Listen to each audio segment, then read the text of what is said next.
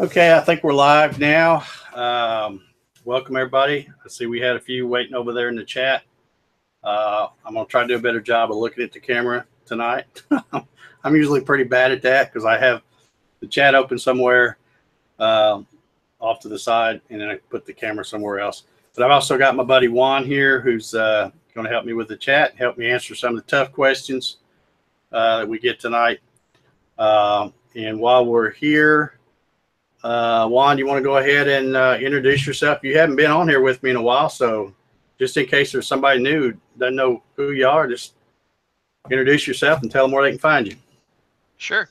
Hi, everybody. My name is Juan Lopez. I'm from Dallas, Texas, and you can find me here on YouTube under G Code 1 Design. All right. Thank you very much, Juan. Thanks for having me. We have got quite a bit to talk about tonight. A lot of stuff going on. Let's give a quick shout out to some of the folks over there. We got Thomas Grimm, Landis Stutes, Hobbies Woodshop, John Smith, Kevin Calhoun, Bob Heltebrettel, coming to you live from the world headquarters of Gatton CNC. Yep, I suppose so. The Hamlin Woodshop, Reginald Stanley, JJ's Woodshop, that's Jesse Brown, Peter from Peter Pasuelo down there all the way in New Zealand. Thanks for tuning in, guys. Becca Miller, hey Becca, how you doing?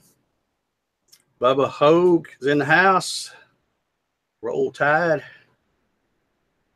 Yeah, got a bunch of folks over there. Anyway, got quite a bit of stuff to talk about tonight. Let's see if I can get this. Hold on here. Let me see if I can get this to quit. Can't see what I'm looking at with this.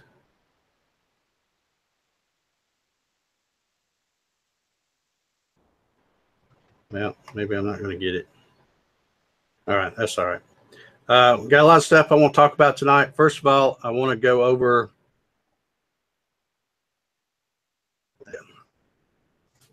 the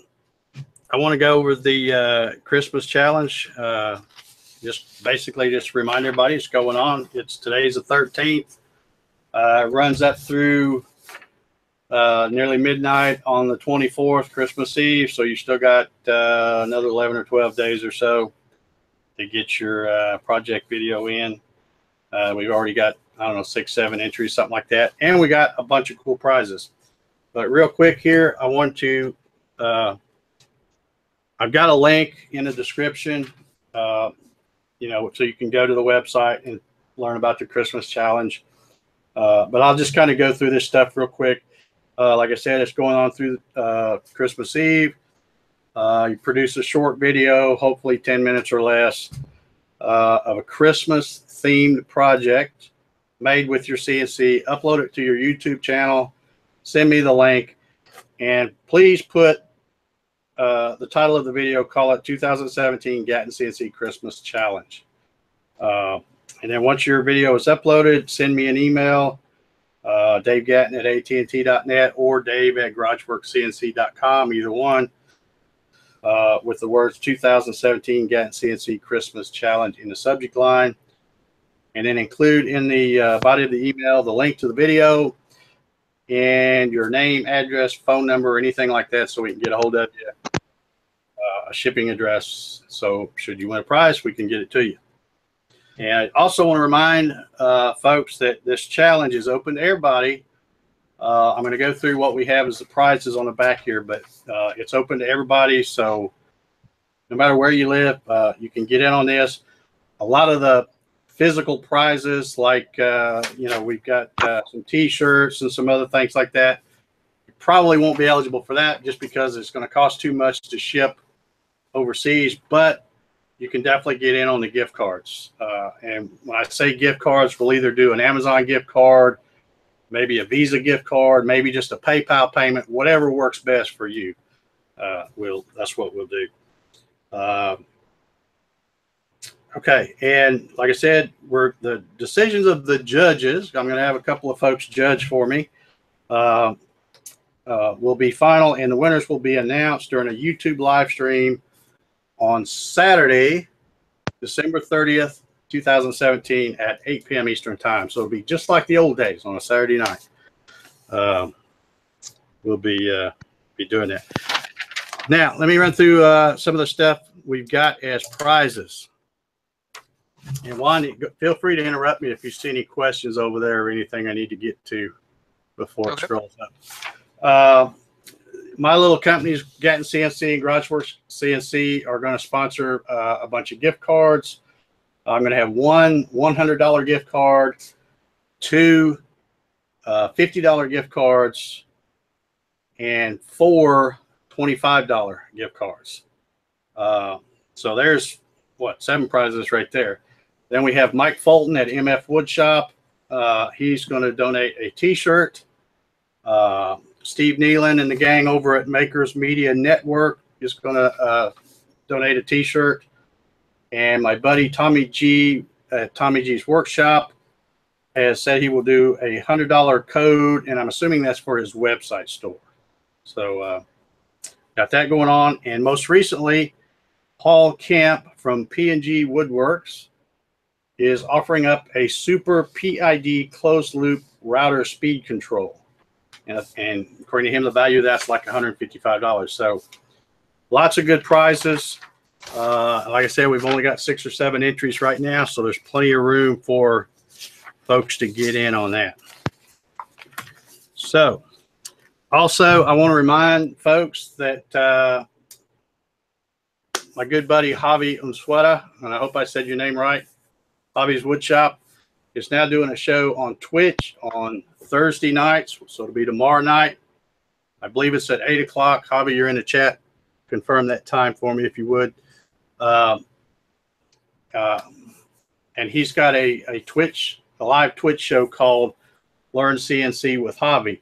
And he's mainly going to be focusing on, I believe it's the Vectric products, Cut 2D, Cut 3D, mainly Aspire and VCarve Pro / VCarve Desktop. Correct me if I'm wrong. Okay, 8 o'clock, I think, tomorrow night. So I've got a link in the show description. If you've never been to Twitch, it's easy. It's just like, well, I won't say just like YouTube, but it's very similar to YouTube. You can click on the link below. It'll say twitch.tv/Javi's Woodshop, I think it is. Click on that, and that'll take you to that to his Twitch channel. You'll also notice in the show notes down here, there's a Twitch link for myself. I'm probably going to start doing these little things we're doing here over on Twitch after the first of the year. I mean, you'd have to have lived in a cave for the last few weeks to not know that a lot of folks are kind of dissatisfied with YouTube and the stuff they got going on. They've got some issues. So anyway, I may try to do that thing on the Twitch. I've mentioned before that I'm going to be taking this thing apart and doing a build here. And that may be what I do for the Twitch show. I may just be out here doing a live thing where I'm assembling and taking questions and stuff like that. The build I do here will be a little different than your typical Gatton CNC build. It's going to be kind of custom for myself. But if you want to watch it, there's my Twitch link down below. Okay, we're going to talk about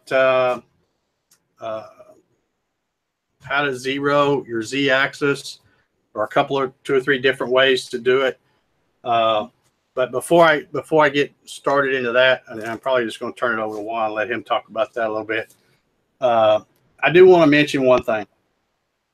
The other night I was in a Facebook thread that ran, I don't know what it ended up, 50 or 60 comments, I think, really long thread. And somebody had a question, and they were, wondering why the bit's plunging and starting to cut into the spoil board and blah, blah, blah. Anyway, to make a long story short, and you've heard me say this, I know, at least a dozen times, probably more. But anytime something goes wrong with your machine, if it was running fine yesterday and the day before that and the day before that, it's probably not anything to do with software. It's probably something mechanical that's going on with the machine. Something's worked loose. couplings come loose, collets loose, something like that. So for any of you brand new folks out there, write that down as Dave's #1 tip. 99.9% of the time, when something goes wrong, it's going to be mechanical, not software related. I hate when I see folks post a question about something and somebody else pops in there and the first thing they do is say, well, you got to check your Mach 3 settings. And I'm thinking, well, if it was running fine yesterday and running good the day before that, and nobody's been in there monkeying with your settings, there's no little gremlins that go in there and change it. It'll be fine. Go check the mechanical stuff first. So there's your Dave's tip for the day, I guess. Okay, I don't guess we've got any questions. Okay. Yeah, Hobby's my guinea pig on Twitch. I'm going to let him figure out all that stuff, and then I'll get him to show me. That's the plan anyway. Okay. Juan, let's talk about ways to zero the Z-axis. Some of you may know or may not know, Juan is a CNC machinist / programmer, I guess is what you do for a living, correct? Yes. So just kind of briefly explain the ways to zero the Z-axis and why you would do it one way this time and why you would do it another way another time. Okay. Well, believe it or not, the method I use the most is not with a touch-off tool, and it's a piece of paper. A piece of paper is 3 thousandths thick, most commonly, and it's something that's got enough cushion so where you do come down with your end mill and touch off the face of your material that you wish to cut, it will, roughly set it about a thou from the material and get you pretty accurately to wherever you want to cut. And that's what I use all the time. There is different methods of doing it. There's setting height offsets, which is setting height offsets to different tools. But since there's no tool changers on most of the CNC routers, like mine, there's really no need to use such a method. And there is setting it from the table. You can set it off your table, or not necessarily off your table, but just a bit above the table height or the bottom of your material. And that, which is the case in which the thread was started in Facebook group, is mainly so that if your material is, the thickness is changes from one end to the other, it's wood, more likely will, you won't bite into your material, your table to your spoil board, and it'll be uniform when you cut the outside profile of the part. But honestly, if you're using a small piece, you're better off squaring it, planing it, or just, it's not that much more difficult to just cut the tabs off or get closer to the bottom of the material than it is to, I don't know, I guess it depends on your skill level as far as what approach you take to taking the height offset on the material, because you couldn't confuse yourself and end up underneath your spoil board. But the most simple and the one I recommend would be right off of the face of your surface. And but like I said, there's plenty of them out there, and Dave is 100% correct as far as if one method has been working for you and it's worked several times, it's gonna be mechanical. It's gonna be something that went wrong somewhere. More than likely, all the time, is the collet. It's, if not the collet, the end mill's slipping, or your what's the one that especially bushings. If I get interrupt for a sec, if you're using a down cut spiral, I think, let's see, am I thinking right? Down cut. It's going to try to pull that bit down anyway. Is that right? Down cut? Yeah, I think. But anyway, you know, so if you don't have it tight, it's got the forces working on it, trying to pull it into that material anyhow. So that's why it's critical to make sure you have that tight. Yeah. So, and as far as also, if it helps you out, if you're worried about your material, that it's not the same thickness. One thing I also do a lot when I know a material's not, you know, it varies in thicknesses, is I always skim off the top. I skim off the top, of course. If it's a large piece, it'll take forever, so that might not be a good thing to do. But I don't work with very big pieces, so I like skimming off the top, and I know what the exact, you know, thickness of my material is, and it always works out for me. And if you are gonna take an approach, make sure you look into it and, you know, research it really well. Yeah. I thought I had it backwards there for a second. Javi and Peter corrected me. It's the upcut that's going to try to pull it down, and the down cut is going to try to push it up. My bad. I knew it was one or the other. But yeah, so yeah, so if you've got got an upcut in there, it's going to constantly trying to pull that down. Now, as far as the method in question from the actual thread that we had, I believe, and Peter's here, so of course he knows exactly how it is. But if I'm not mistaken, it's you lower down the bit to the table and tell it that it's the thickness of the desired material, even though you still take it, even though you still take the height offset off the top of the material. And that's what was throwing, in this case, me off, because I had never seen it done that way. And it had a lot of Z negatives. And when it has Z negatives, of course, the first thing you think is it's going below your zeros. So that's what, you know. And there's plenty of different ways of doing things.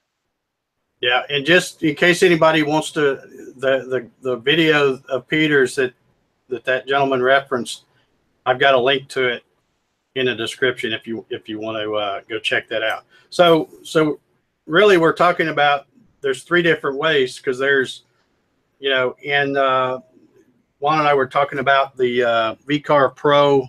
Well, probably all the vectors. I'm sure it's probably the same in all of them. But in the older ones, I say older, like 8.5 back then, they had when you go to set your material, it was called Z0 top, and it had the little picture of the material and had the little red button there on the top of the material, or it would say Z0 bottom, and it would show the bottom. Now on VCarve Pro 9, and I'm assuming it's the same as Aspire and the rest, I don't know, but they have a separate little box to set your zero. And now instead of calling it Z0 top, they call it material surface, which means you're going to zero it out at the top of your material. And then the other thing they have is they call it machine bed instead of Z0 bottom, which would be if you're going to zero it right to your spoil board.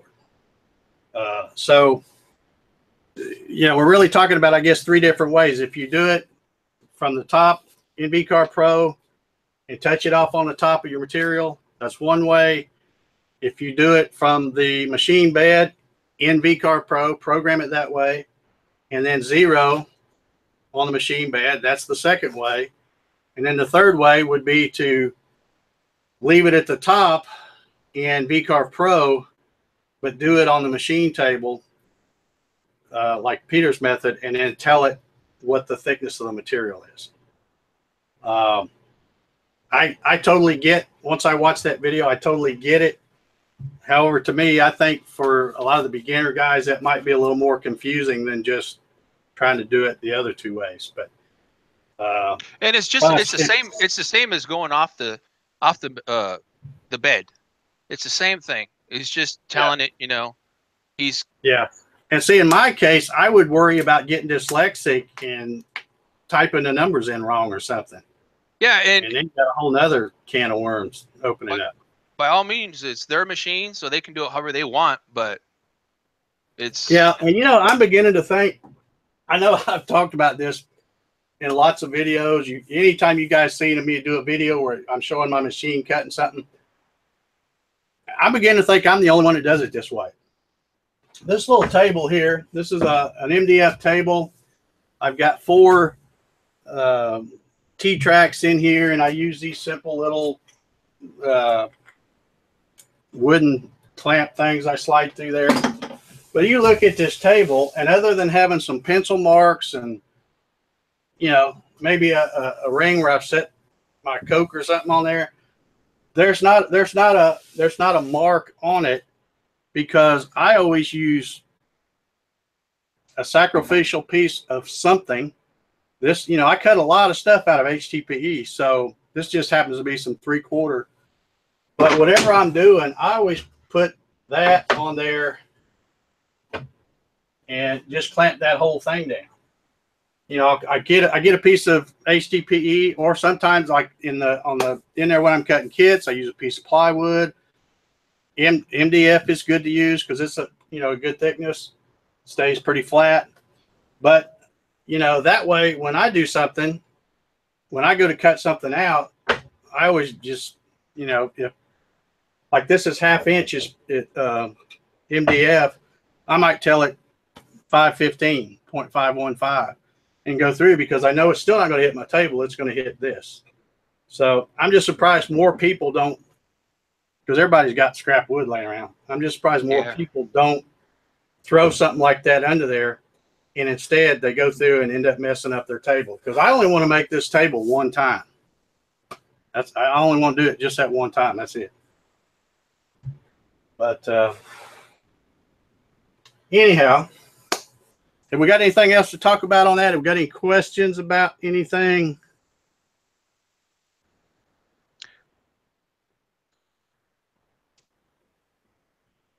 no, just people saying they use the Peters method a lot, and no one is saying there's no one is saying there's anything wrong with that method. Yeah, like I say, there's nothing wrong with it. You know, the only thing is you have to know what your thickness is and have to make sure you type it in right in Mach 3, where the other 2 ways it's just clicking 0. That's it. Yeah. So, but whatever way works for you, that's great. I'm happy for you. Just don't mess up your spoil board, especially if you got a real pretty one, because I know I only want to make it once. But anyway, if we don't have any other questions on that, we're going to move on. Becca says that's what I do, Dave, and I don't know what she's talking about. Or are you talking about the putting something sacrificial? Maybe that's what she's talking about. Okay, well, all right. I think we've covered that enough. We're going to move on to something else, and probably something that more people want to hear about than what we just talked about. But I'm going to talk a little bit about the Xylotex box. Some of you, if you haven't seen my Facebook post yesterday, I'm sorry, I'll try to look back at the camera. I got an email from Jeff Pollard from Xylotex yesterday afternoon. I've got it right here. He says that he's decided to stop making the drive boxes for the time being. He just wasn't getting enough orders in to make it worthwhile. He says he will continue to support those users who have already purchased a drive box, which that's no surprise. I knew he would. And he says in the future, he may come out with a complete solution, software and hardware. But at the moment, there isn't enough profit in just doing the drive boxes, as the Chinese are offering solutions at a very low price that he can't compete with. I hated to see that email. I was certainly disappointed, but then again, not surprised, because if you just go to Google and put in stepper motors or CNC drivers or whatever. I mean, there's a ton of stuff. A lot of it's crap. A lot of it's pretty good. The hard part is if you don't know, you may end up buying junk before you figure out that it's not good. But I've got, I wanted to show something here.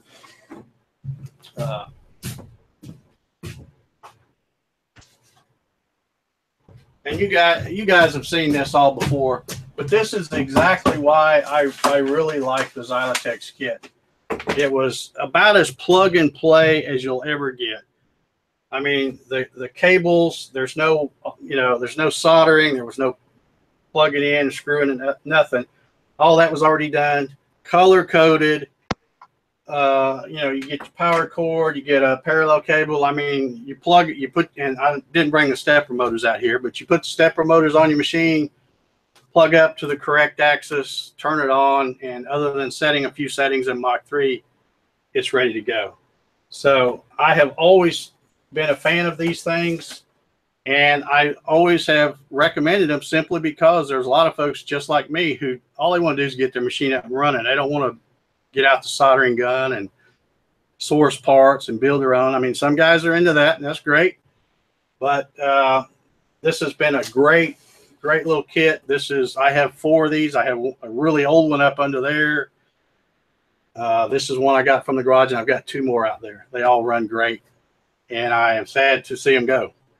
But for those of you people who are about to get your machines going, whether it be one of mine, a Gatton Garage Works, or whatever, building your own, whatever it might be, there are still plenty of other options out there. There are, I put a link down in the description, a company called steppersonline.com.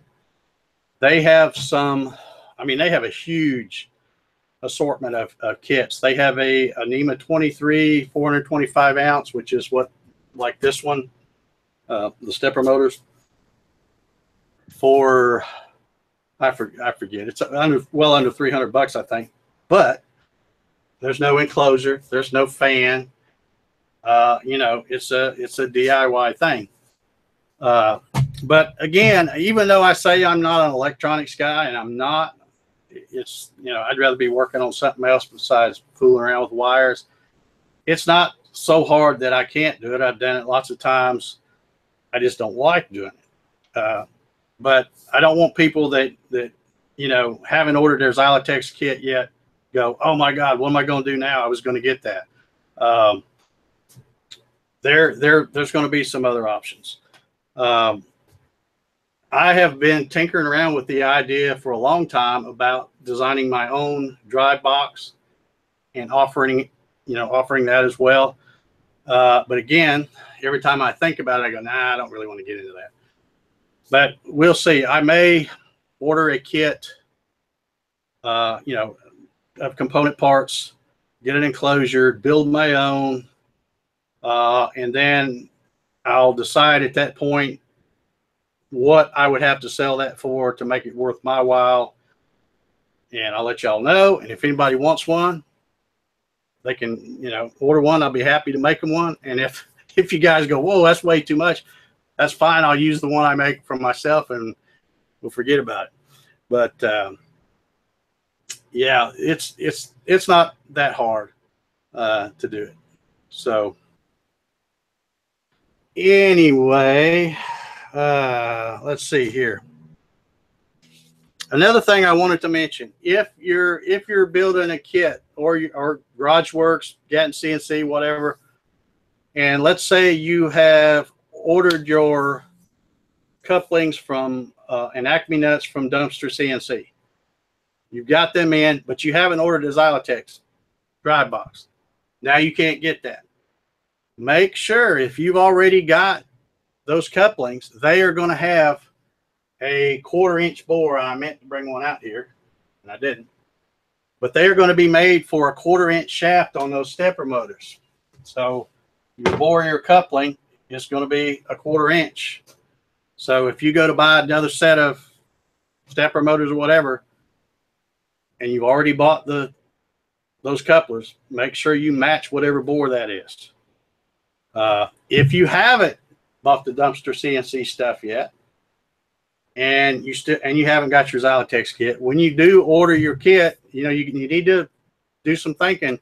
When you go to the dumpster CNC website and click on the I think he calls it the Gatton CNC kit, and it pulls that up, there's a spot. By default, it will have a 1/4 inch in there, simply because he knows that I always recommend this, and that's what everybody usually gets. But there is a little drop down arrow, so if you drop it down, you can get 1/4, 3/8, half, and then 6, 8, and 10 millimeter, I believe. So again, if you haven't got either your dumpster stuff or your stepper motors, whichever one you buy first, make sure you match up the right bore size or shaft size for the other part. Okay, we got any questions over there? I've been rattling on again.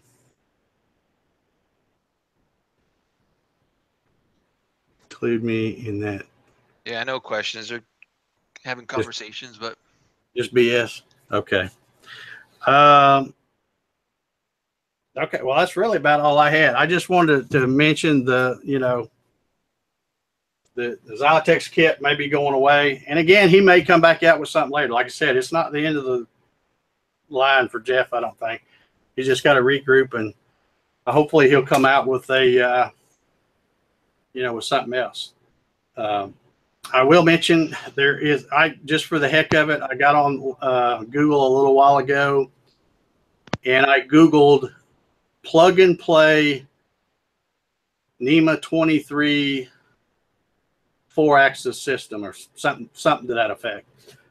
And the only other company that I see that offers what I call a true plug and play, where you don't have to really do anything but plug it up and attach, plug in some wires and go, is CNC Router Parts. They have a NEMA 23 plug and play kit with digital steppers. However, that is about $1,545, I think it was. And, some of you guys won't even have that much built in your machine. So that may or may not be an option for you. If you got deep pockets, maybe it is. Eloy, he says he's digging the beard. Thank you, Eloy. I did this for the No Shave November thing and just been too lazy to shave it off. So I'm not a fan of it. It's probably not going to make it to the first of the year, but we'll see. It has gotten cold out, so that's another reason why I haven't been in a big hurry to shave it off. So build your CNC out of Texas, sells components, blah, blah, blah, blah, blah. Yeah, that's another option. Although their stuff may be a little bit pricey too. I don't know. But, just remember, like I said, Jeff was selling these things for $405. And there's been many a time when I order one of these and I'm like, I don't know how he makes any money selling them. And apparently he didn't make much, because you got to sell a bunch of them to, like I said, he's not going to make them because he's not getting enough orders to make it worth his while. But I don't think I could build one, similar to this, with the fan, the parallel port connection, the power thing, the switch, all enclosure, all that stuff. I don't think I could do one for $400. I don't think I'd want to do one for $400. But like I said, I'll get a kit, and I'll make sure, I'm not going to buy junk. I pretty much know what to buy now. So I'll buy something, do the whole thing in an enclosure, fix it up all nice the way I want it, and then if anybody is interested, we'll talk. But like I said, I don't really want to get in the business of doing that too. That's not my thing. Ryan Olin is asking that, as far as he understands from what you said in the email that it read, that there will still be customer support for the existing Xylotex kits out there. Absolutely. Jeff is not going to leave anybody out in the cold when it comes to that.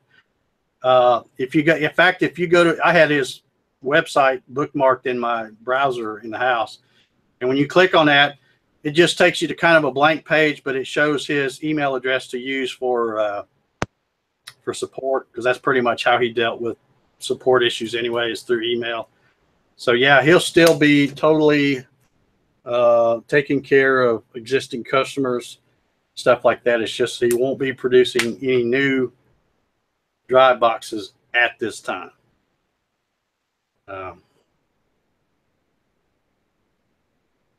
Bob, I get that question all the time. The question is, how hard is it to size up my plans to a 4x8? As far as making the machine, it's not a big deal, you know, because half the people already make it where the X will cut 4 feet, you know, and then you just make the table longer. The issue is the whatever type of linear motion you're going to use. You know, you need to use really 3 things depending on your budget. Chain drive, which I'm not a fan of. I'll tell you that right up front. I've never have liked chain drive. I don't think it's as accurate as everybody says. The other way is belt drive. And of course, we all know about the X-Carb belts and their issues. So when I say belt drive, I'm not talking about a little dinky printer belt. I'm talking about something like a serpentine belt on your car. That would be one way. And another way would be rack and pinion, which, you know, that's probably the most expensive of those 3 options. But as far as doing the machine, getting it bigger to 4x8, that's not a problem. The problem is figuring out how to get everything to move, because I've always kept my stuff, you know, where it's small enough to use the precision Acme lead screws. But I do get that question a lot.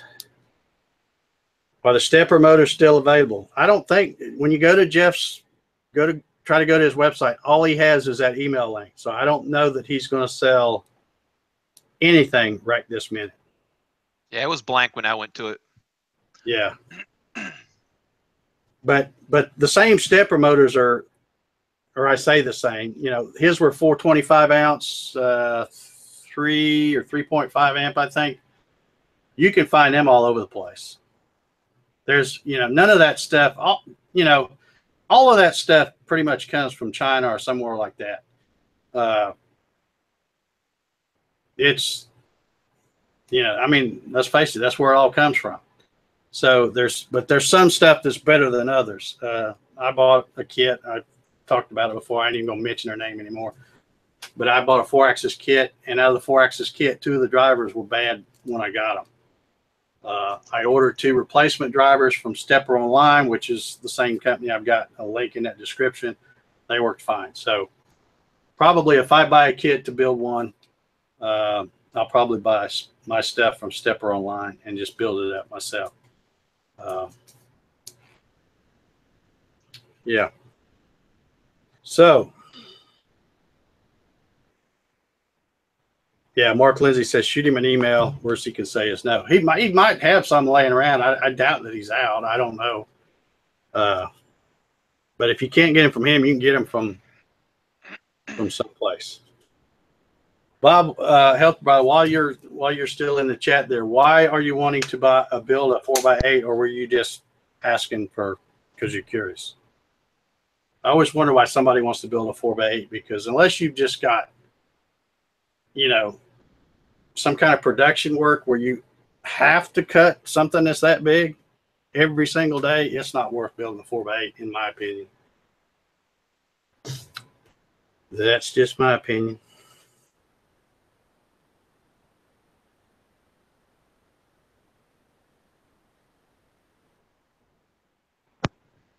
Do we still have those people that built the 4x8 in the group? I haven't seen him chime in a while. There was a guy that did one out of rack and pinion, no? I don't know. I know Richard Muller had that chain drive, but it wasn't one of mine. That was his design or something. So, but he's the only one. He's the only one. And if you ask Richard Muller right now, I don't know if he's out there. I doubt it. But he's said before that half the time, half of that 4x8 tables just got stuff stacked on it. So unless you got something where you're just cutting a heck of a lot of plywood or MDF and you got to have that size every single day, I don't know that it'd be worth it. Okay. Yeah, rack and pinion's a really good way to go. All the really, well, I won't say all, but a lot of the really expensive machines use rack and pinion. You know.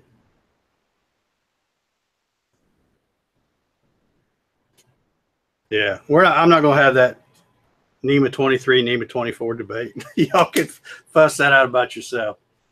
They are NEMA 23s though. I know. Yeah, I know. Jeff says they're NEMA 23s, the 425 ounce. I don't know. Yeah. And I don't care.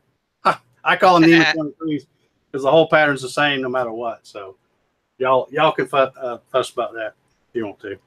I'm out of that one. Okay, no more questions. Anybody have any questions at all about the Christmas challenge, the Z stuff, or the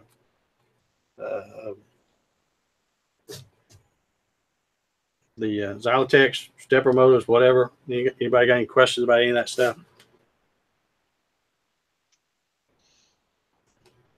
No, they want to talk about the motors.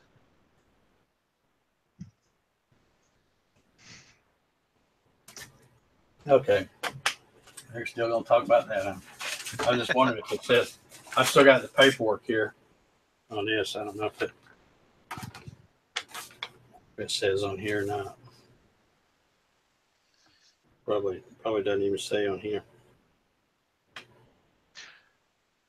Nah, he didn't say. This is just basically telling you what color to put where.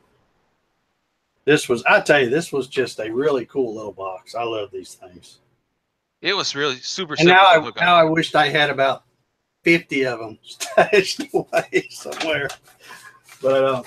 And y'all can't have this one because I'm probably going to when I do that Gatton CNC build that I do here, I may steal this one from one of the machines in there in the garage and start off using this until I get, another drive box built.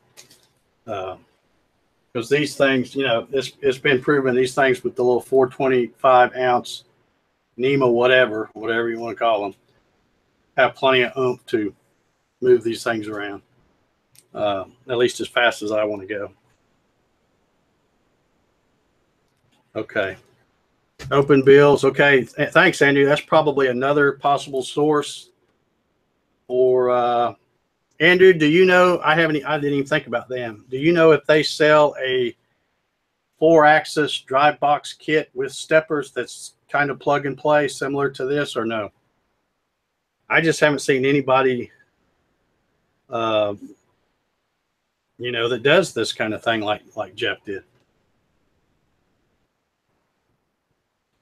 Can you talk about when you use an upcut versus downcut bit or normal pocket of contour type of cuts?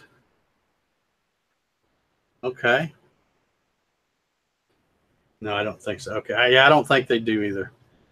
They probably, if anything, they may have a kit and you put it together and make you an enclosure and stuff like that. So, which really isn't that hard. I probably what I'm going to do, and I think I saw Hobby say in the chat there that he'll probably be doing some videos on, electronics is Hobby's thing. That's what he does, or what he got a degree in or whatever.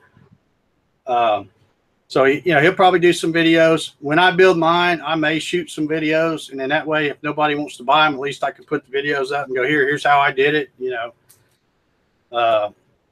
Just take lots of close-up pictures and show which wire goes what. Because, I don't know anything about electronics, but if I have a nice diagram that says, well, you put the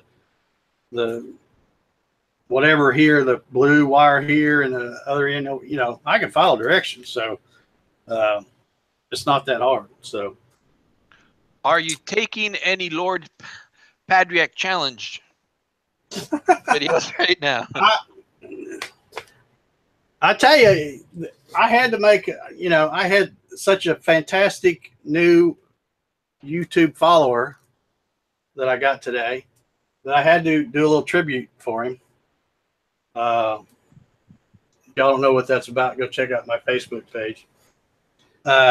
But yeah, I'm thinking since the guy loves CNC so much, we should probably come up with some kind of a Lord Patriarch CNC challenge. So look for that maybe early next year or something after we get through this. Nice. After we get through this Christmas challenge. Okay, let's down cut and up cut. What say you, Juan? You got what do you use when you're doing pockets and I use whatever I got. To tell you the truth, I believe they're upcut. Yeah. Now all the ones I have. Yeah. Now, from what I understand, and anybody out there can correct me if they want to, because I don't care. I use a lot of upcuts. In fact, I use almost exclusively upcuts. There's one in that router right now.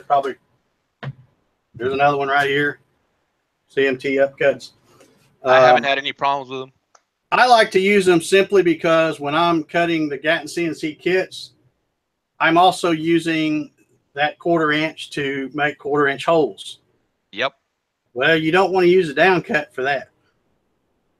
Because what you're doing is packing, when you're cutting the down cut, it's pushing the sawdust or router dust, whatever you want to call it. It's pushing the chips down, packing it in. So if it don't have nowhere to go, it'll start smoking. Yeah. If not, catch a fire. So because I like to put in one bit, I like to cut the whole thing with that one bit, pockets, holes, 1/4 inch holes, profile cuts, everything. And most of the time I'm not there watching it. I'm probably either doing something else, sanding out front where I'm not really watching it, but I can hear it because I'm only a few, yards from it. Or I might be in my office doing some design work. And then I either have my tablet or my phone and I have a camera out there watching it. And I also have the sound turned on just low so I can hear the drone of the router or the spindle. But that's why I like to use upcuts, is because that way, something else could go wrong, sure, but I don't have to worry about it trying to catch on fire when I'm trying to drill a 1/4 inch hole with that down cut. But if you want a good clean bottom side, that's the bit to use from what I understand. To me, if you use a upcut and you cut all the way through, your bottom side will be clean, your top side will be fuzzy. Down cut be just the opposite. If you're going to sand them anyway, I don't see a whole lot of difference. And some folks like to use what they call a compression bit, which kind of has the best of both worlds. It has some down cut and some upcut action to it. And I've never used those, so I can't say yay or nay they're any good. I suppose they are. But I prefer upcuts myself. Anything else? Odessa, hey Al, how you doing? We've got, I cannot see. Oh, there it is. 50. We got 58 viewers. I'll tell you what, you guys rock. To be a Wednesday night. Right. And we're just on here talking junk about Xylotex and Lord Patriarch and all that stuff. You guys rock, I tell you. Never cease to amaze me how many folks get on here to watch what little bit I got to talk about. Andrew Haig's in the house. Al from Odessa Woodworking. I think that's Clifford from Insco Designs. Hobbies Woodshops. Kevin Calhoun. Builds by Brad. I believe that's Brad McElroy, I believe. If not Brad, I apologize if I got the wrong Brad, but I think that's who it is. Yeah. Thank you much. Who's that? Mr. Jackson 2K. I'm not sure who that is. Maybe somebody that's watching for the first time. Ron Cleveland's in the house. Yep, he's talking about the compression spiral bit. Bits. Yeah, I've never used one of those, and I'll probably never buy one just because it's not that critical for what I do. JJ Woodshop, that's Jesse Brown, Michael Truman. How many of you guys, while y'all are scrolling over there in the chat, how many of you guys are going to get a entry into the Christmas challenge? I was just going to mention that. Yeah, we got lots of good prizes, man. Need to give them away. We got a good group here, and it'd be nice to get more entries. I'm going to try to work on mine this weekend. Yeah. I got people, donate stuff. I'm going to put up $300 worth of gift cards. I'd love to give it all away.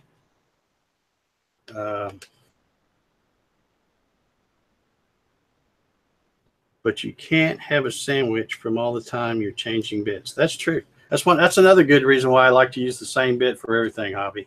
Yep. Yeah, you can go in and make that sandwich, and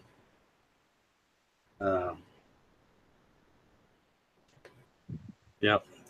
All right. Well, I don't see any other questions. I hope you guys and gals that are out there enjoy what we've talked about tonight, and hopefully we've cleared some things up.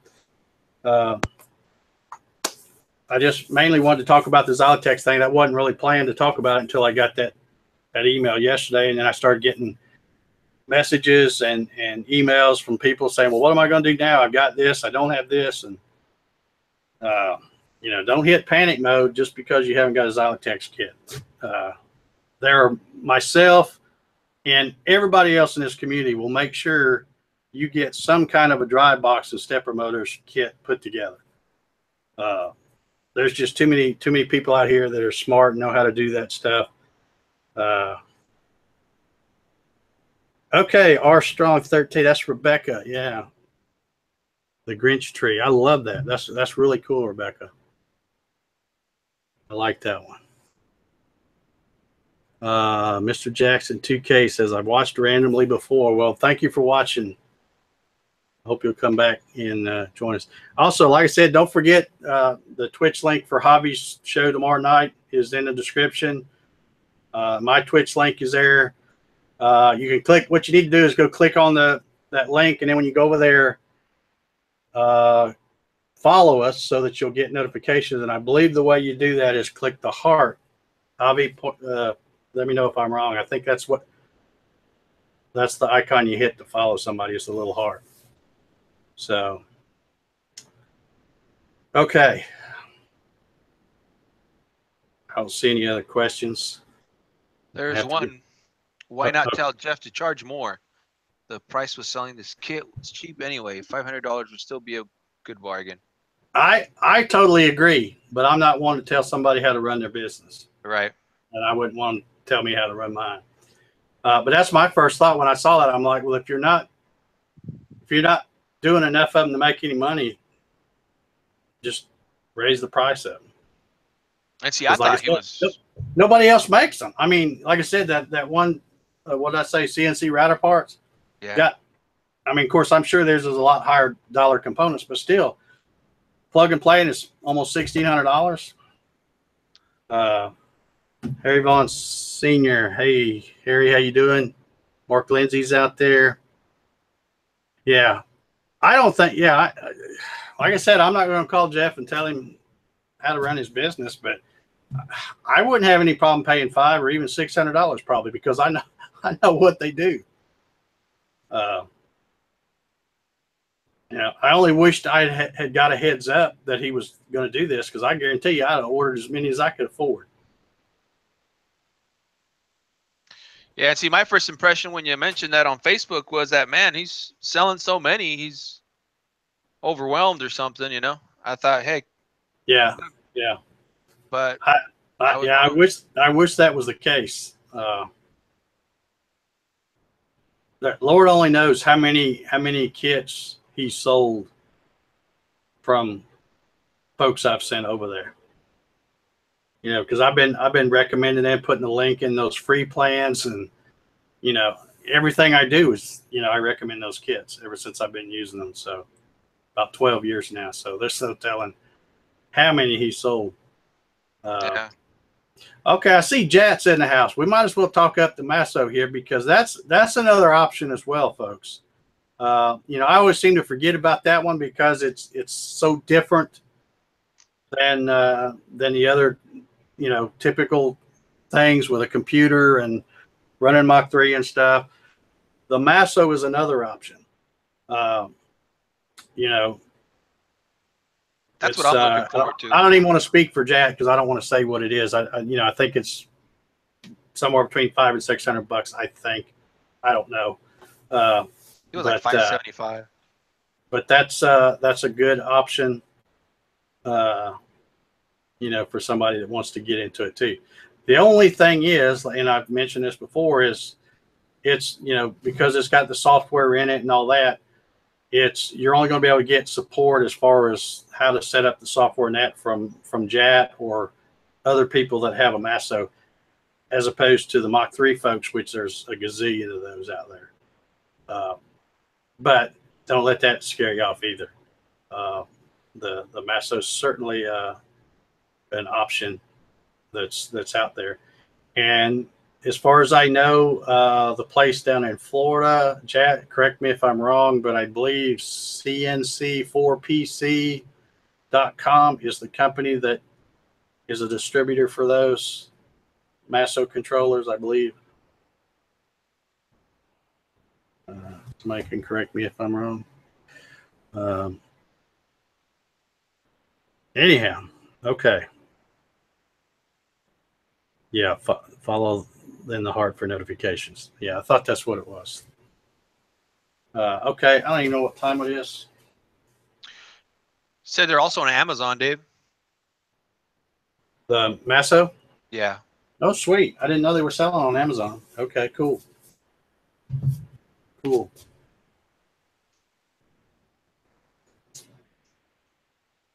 Okay. So there you go. We got the Masso controller as an option. The stepper online is an option. CNCrouterparts.com. If you got the big bucks, that's maybe an option. And then there's just a ton of other kits. And when I say kits, it basically, they'll come with 4 stepper motors of whatever size. You know, you can get them 300 and something ounce. You can get them 425 ounce. You can get, you know, whatever. You know, a power supply or power supplies, depending on, you know, some of the kits. The kit I bought had 2 power supplies. And then the individual drivers. So, you know, you won't get an enclosure. You won't get a fan. You won't get a switch. You won't get a plug. You know, there's a lot of other little things you have to get. So even when you look at those kits and you go, wow, that's only like $250. There's still a lot of other stuff you have to add to get it to where it's at this point. So just be aware of that. All right, I guess we're going to get out of here. It's right at 9 o'clock. This will probably be the first time ever I get out of here on time. Anybody have any other questions before I go?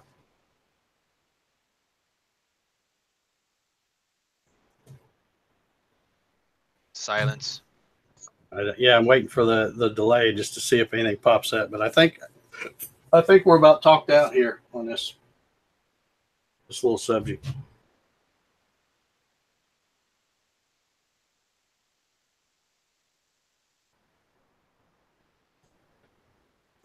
Okay, I guess we're going to call it done. We're working on new Masso drives to be released early next year. That's good, Jat. Awesome. I hope, Jad, I hope that because of this Xylotech announcement, you see a big opening and really get busy. Because if you could put together a plug and play thing, hint, you know, you could sell a bunch of them. Anyway, all right. Thanks, guys. We've still got 57 folks watching. I appreciate y'all watching. Juan, as always, thank you, buddy, for hanging with me tonight. Thanks for having me. If anybody out there in the chat would like a link, we can hang out a little while after the feed here if you want. But other than that, I guess we'll wrap this up. Don't forget, watch Javi's Twitch show tomorrow, 8 o'clock. Be there.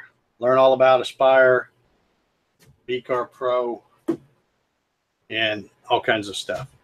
And see, he's going to cut the design that he did last week, which is, I think that's a cool little format he's got. Design something one week, and then the next week he shows the final thing, what he did the week before. I think that's pretty cool. So, all right, we're out of here. Everybody, thanks for watching. We'll probably see y'all. Let's see, what is today? 13th. So next Wednesday's the 20th. That'll be the last one before the end of the challenge. Yeah, I'll probably do one again next week, probably from out here. Maybe have some more news about the dry box situation or something like that. So anyway, thanks y'all for watching. We'll catch y'all later. See you guys. Everybody take care.